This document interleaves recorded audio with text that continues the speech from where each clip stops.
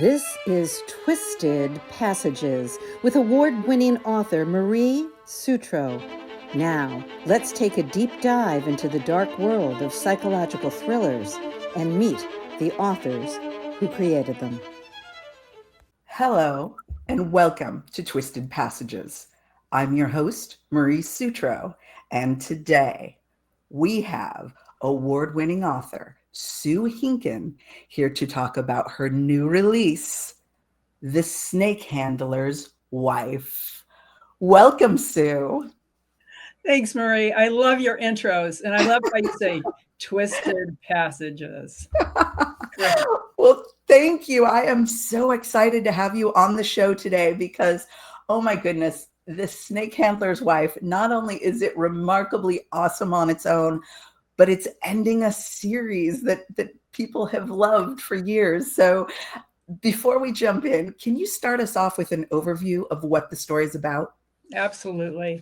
It's the last in a series, kind of a Cagney, Lacey, Rizzoli, and Isles type of partnership. A woman who is a television news reporter, photojournalist, and also, reporter out in the field. She has recently left the television world and is starting her own online news gathering. The Snake Handler's Wife is a mystery thriller. It's around a cult set in Southern California in the desert near Simi Valley outside of Los Angeles. And I've always been interested in cults for a long time. Why do people, give up everything of who they are to become sycophants and become mindless followers of whatever charismatic leader is in charge of the cult? And we're in kind of a social upheaval in our country and around the world where there's a lot of that kind of behavior I see is going on. So that kind of propelled me to continue to explore this.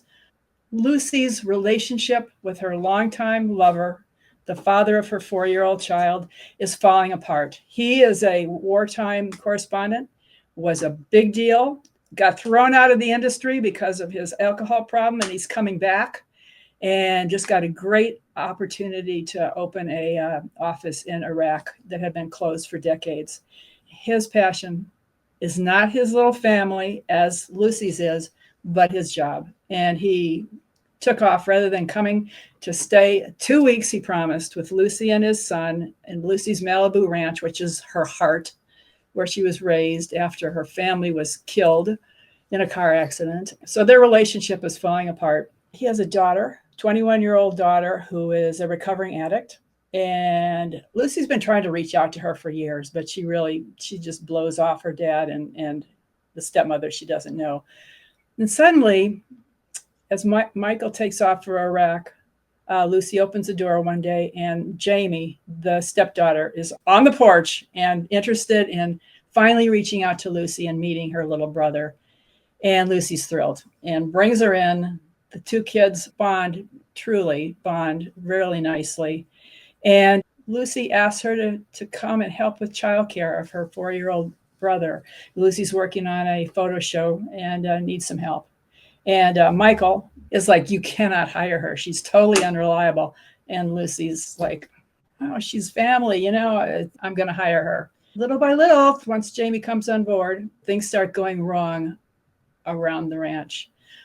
And it takes Lucy and Bea a while to understand that Jamie, the stepdaughter, may be involved in a cult with this very charismatic, sexy, snake-handling Southern preacher who thinks God has anointed him to create this prosperity ministry. And that's when things really start getting dark, when we begin to recognize that Jamie's involved in a cult. So that's kind of an overview. Your opening line was, I believe, 3 words long. Immediately, I was hooked. And with each subsequent paragraph, you had me dying, Sue, because I knew what was coming and I didn't want it to happen. You had me on the edge of my seat. And when that chapter ended, I wanted to scream no into the nothingness. Oh, I'm so glad. Thrillers, you kind of know what's coming and you're saying, no, don't do it. And, of course they do it. Of course they do it. And you really did such a great job. You were You kind of let us know what was going on early. Lucy and B don't know, but as the reader, we know. But it was so fun the way that you had them discover everything and the clues that they find and Great. and the observations they make. And they were just so on point with their characters. And I loved how they've evolved over time. And really quick, I've got to ask the obvious question. How did you decide this was the last in the series? Oh boy. Yeah, the minute I decided it was the last, I had a new idea for the next one. But it is the last. I felt like I had taken the characters on kind of a emotional developmental journey, as well as, the mysteries and the thriller pieces of it. And I feel like they are now at a point where they're independent, doing well. God only knows what's coming next. But I think they are at a point where they're good. I was ready to leave them and let them go forth and do whatever they want to do in my little fantasy world. And I started working on a romantic suspense and just finished a screenplay and, learning some new skills. And then I'm still in kind of a period where I don't know what I'm going to do. The ending of a series like that it's not easy to give all that up when you're still connected to the characters. This was book number 6, right? Yeah. Yep. Was it emotional at all when you wrapped those last words and put your final edits in? Was there some ouch, my life gonna be like without Lucy and B? Totally. I still am dealing with that a little bit. And yeah, it's definitely loss, a sense of loss, no question about it. But the older I get, the more I realize that learning how to grieve all sorts of things is one of the most important things that you can do. And that includes your work and aspects of your work as well as everything else. So, but I was ready to have that be over and be on to something, a new challenge. And this was my very first book I ever wrote is the first book in this series. So my own journey as an author is really reflected in all of this. It's bittersweet to have it end, definitely. Well, it's beautiful that Lucy and B were able to launch so much for you in your writing career. So I am very glad that they came along and that we've had all this time with them. Well, Lucy and B are from my life. Early on, I got a job as one of the first TV news camera women because there's a station in the Midwest that had 2 major FCC suits against them, and they were desperate. And I was a woman in the tech field, and they hired a Black woman reporter. It was a very Black part of Michigan, and there were no Black people at our station. And so she and I, the woman camera person and the Black reporter, 2 outliers, were often sent out together. And that's kind of how B and Lucy came about from that early relationship. That is such a great insight because it dovetails into my next question. Lucy and B have been flawed in many ways, as we all are, but they're such remarkably strong women. And I was curious, how deep does that go? Is that something that's always been in your world around you? Obviously, you've had to be a strong woman to go and take on those first, and that is not easy. How much of that, of your own personal life, influenced the creation of their strength? Oh, I think absolutely. I mean, my mother she was a feminist from day one, and so is my dad, and that's important. And I have 2 sisters that are very strong people, and a daughter and 2 granddaughters the granddaughters already love a good book and are at age 4, like Henry, staking out their place in life. So yeah, I think I come from a long line of women who are independent and really have always gotten a lot of encouragement to be who you are, and that's okay. So yeah, runs deep in those veins somehow. I can see why you've been able to go on and achieve so much, given that wonderful background. Having both parents be as supportive in those ways had to be absolutely wonderful. I'm very fortunate, very blessed. And in this season of blessings, I definitely think about that very often. When it comes to relationships, There's a lot going on for Lucy and Bee over the course of the series. And even in this story, as you said, poor Lucy, she's really in a spot with Michael. And there's just a lot going on. I'll just leave it at that. I don't want to give any spoilers, but there's a lot for her It to gets pretty consider. messy. But beautifully so. One of the things you referenced with the whole Lucy-Michael relationship dynamic is that Michael wants certain things. And Bee even says this to her on more than one occasion. Yeah. Come on, Luce, come on. You want this, and he wants that. And Lucy, because of, as you said, the tragedies, the things that have happened in her life, she very much wants that family. And she wants it so much that she's willing to drag this dying corpse of a relationship. That's a great way to put it. Spin the paddles to it, thinking that she can keep it going because she wants it. And then that spills out with Jamie showing up on her doorstep. Michael's telling her, look, you can't trust this person, but she wants it so bad. Right. What is it that you think happens inside of us that we sometimes charge ahead? We all want that perfect little vision of family, sitting by the fire, eating turkey. What is it inside of us that makes us run right into the jaws of death sometimes looking for family? Yeah, I mean, it's a great question. I wish I had an answer to it, but it's the same dynamics that cause people to rush into a cult. As humans, we just need that love and support and sense of confidence and that we're good people. And Lucy, she never had that. She had that before her parents passed away, and she got it from her uncle too, but it wasn't the same. I think when her family died and she was the only survivor, she was racked by survivor's guilt. Why didn't I die too? And in the early books, she does a lot of stuff that is like could kill her and drags friends into the situations too. But it's so primal, I think, that need to connect.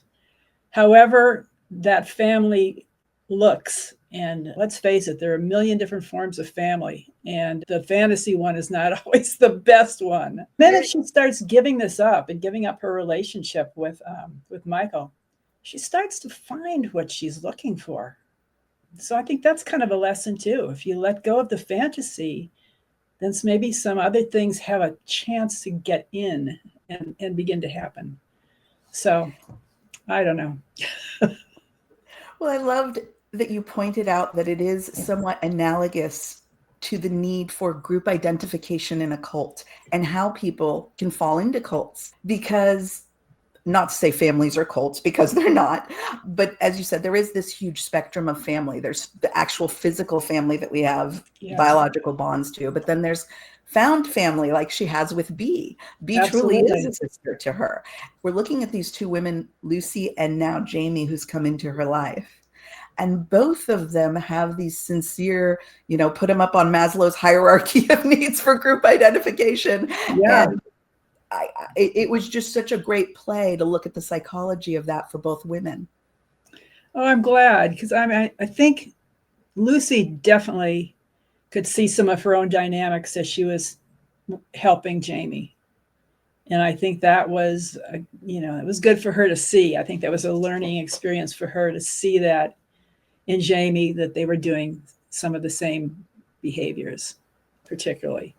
So, it's really messy. But as I said, beautifully messy. I'm so glad. Now, one of the other questions I had has to do with our cult leader. And you did let it out from the beginning, the snake handler. Yeah. So I have to ask you, Sue, have you ever been in a church where they brought out the snakes? No, but I have a little snake here that I keep near me. That freaked me out when you pulled it into the camera. And I've become an expert in rattlesnakes. Oh my goodness! Just its little movement when you pulled it over. I was like, "No, I've never." She has a rattler in her house. Wow, that would have been the most commitment from any author I've ever seen. Oh no, I never have. But my grandma was a very she's a very conservative woman who was kind of on the edge of a cult person. And I could kind of imagine Grandma winding up in a place like that if she lived in Arkansas or Tennessee or something. I could definitely see her getting into it. But no, I've never had that experience. I've seen videos and all that type of thing, but never been there in person. And one of the things that you did so well was linking scripture with this belief set, because I think we're all kind of aware that there are folks who do this and this is part of their practice. But the way that you wove scripture into it so well, not only are we getting it from the pastor, we're also getting it from other characters, and in very interesting ways. And I really enjoyed the ways that it was used and the things that were pointed out. And there's actually a line of scripture delivered in one of the most pivotal scenes of the book. It was so very well done. Where did that come from for you? Like, how did you come up with all of that? Oh, my father's a Presbyterian minister, very liberal. My grandpa is a very conservative Baptist minister that ran rescue missions around the Midwest. The two of them were very influential. And Granny, of course, was a scripture, quoting person. And so that was kind of the background music of my life at certain points. Bee's father is a Baptist minister as well. Yes. Now, Did you have to look it up, or could you recall off the top of your head? I looked it up because my recollection is really terrible these days. But yeah, I looked all of it up and looked at the different editions of the Bible and, how they differed. And I'm always very interested in biblical research in terms of what the ancient languages actually were translated to mean. The meaning is very different based on the edition of the Bible that you're reading. Again, it's another messy situation. Biblical quotations can be interpreted in a number of different ways, depending on the baggage you're bringing to the situation, for sure. And that's right, because it's not just what did the writer write, it is what is the reader interpreting. Yeah. And sometimes those are two different things. There's been quite a few guests on the show that I have brought up one thing or another and said, oh, well, what about when you did this? Did it mean that? And they said, no, it didn't, but that's really good. Yeah. Maybe I'll say that it didn't mean that. No, that's a really good point. And I think I was a little nervous about using the Bible quotations because I didn't want to offend readers. But, it was a religious cult and it worked. And I tried to put biblical quotations out in ways that I wasn't necessarily judging. I was just putting them out there and showing how my character interpreted that particular quotation. And it was great because different characters were looking at things, some with a glass half full, some with a glass half empty, and some with how do I get over on someone else? So yeah, they could use them against each other too, trying to prove their point. That was so fun, the sparring. Oh, good. The scriptural sparring that went on as well. Now, Sue, my last quick question for you. What do you do for fun when you are not playing with the snake on your desk or writing incredible series? Well, I love to read. I love to be with my family, particularly my grandkids are at a point where they're just magical. I mean, every day the information they come up with. One of the kids walked out of my office with the snake in one hand and the book in the other hand, and insisted that I start reading the book to her. So, but I love being in Colorado, being outside, walking. I love movies.